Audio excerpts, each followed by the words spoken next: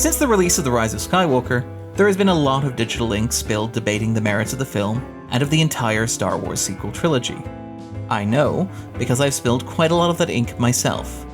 One of the big debates centers around the way in which Disney has managed the Star Wars brand.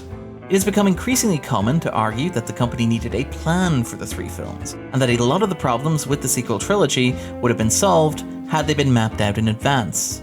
It's easy to understand the basis of this argument. The pot was most recently stirred when Daisy Ridley appeared on Jimmy Kimmel Live and told guest host Josh Gad that Rey's parentage was a matter of debate throughout the entire development cycle of the sequel trilogy. Initially, Rey was supposed to be related to Obi-Wan Kenobi. Then it was revealed that Rey was Rey from nowhere. It was finally decided that Rey would be the heir to Emperor Palpatine. At the same time, her co-star John Boyega called out the company for not knowing what to do with characters of color. These are fair criticisms.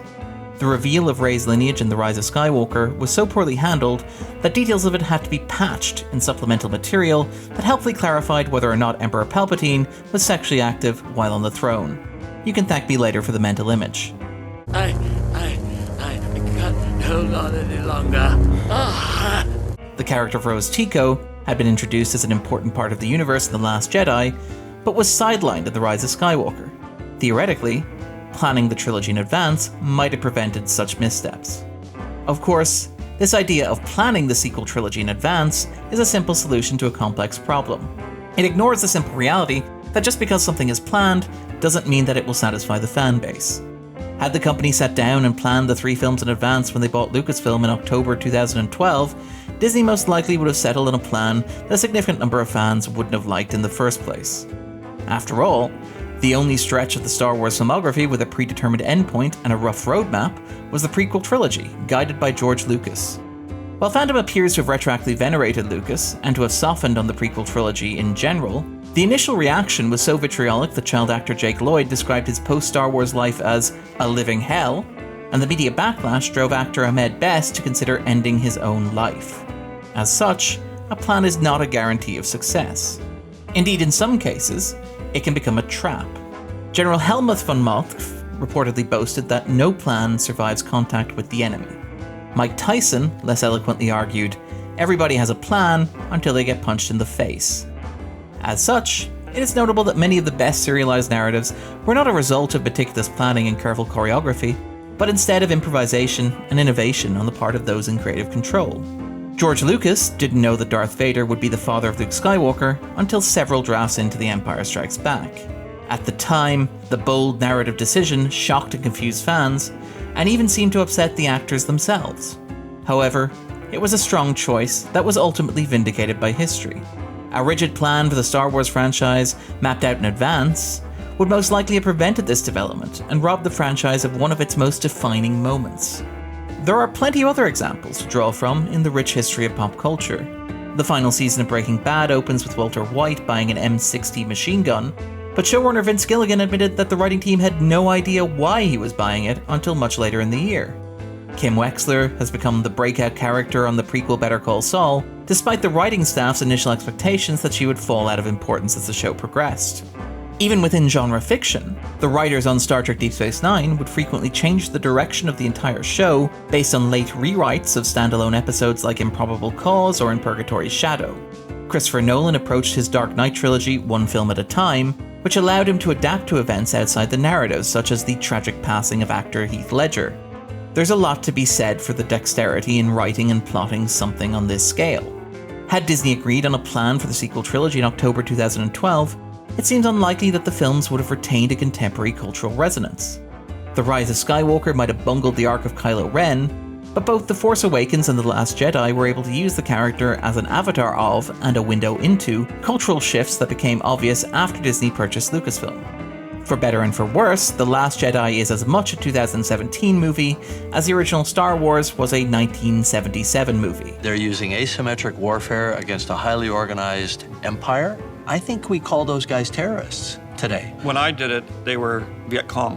So The Rise of Skywalker did not need a plan crafted years in advance. What it needed was a bold creative vision and something that was worth saying.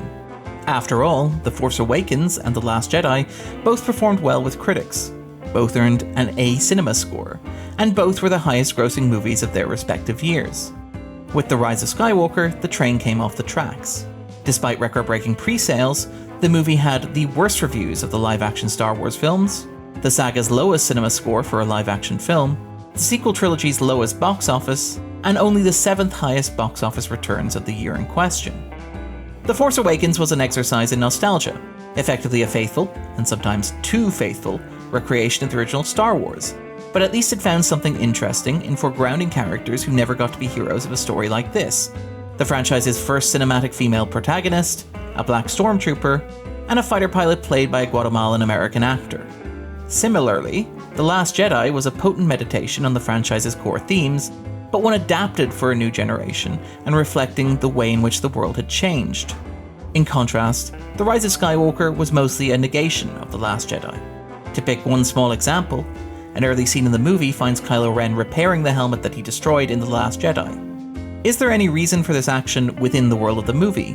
Most speculation and explanation for this sequence points to outside marketing factors, suggesting that putting Kylo Ren back in the mask makes it easier for the character to be used at Disney World, or that covering his mouth would make it easier to dub the character in post-production for later rewrites of the script. Indicators point to a production cycle in The Rise of Skywalker that was troubled at best. Without resorting to internet conspiracy theories or idle speculation, it is known that director J.J. Abrams inherited the project just 2 years before its scheduled release, and directly following the departure of director Colin Trevorrow. Actor Matt Smith was cast in a key role and then cut entirely, while some of Adam Driver's lines were changed so late that the dub was recorded in the actor's closet rather than at a studio. Palpatine wants you dead. You can't hide, right? Not from me. None of this suggests that there was a strong creative vision guiding The Rise of Skywalker. Instead, it suggests a film in a state of constant flux. Some critics have complained that The Last Jedi represents a rejection of The Force Awakens, but Rian Johnson's film had a clear and consistent through-line that challenged its predecessor in the way that most good sequels do. In contrast, The Rise of Skywalker doesn't even know what it is, let alone how it meaningfully relates to the previous film. More fundamentally than that, what is The Rise of Skywalker actually about? What is it actually saying? It's possible to intuit a theme from various plot points. The idea that Rey is not defined or shaped by her relationship to Palpatine, that she can move past the fact that she came from the worst possible place, to quote Abrams himself in interviews after the fact. However, none of that is actually in the movie. Instead, The Rise of Skywalker is a hollow confection with a Star Wars shell wrapped around it.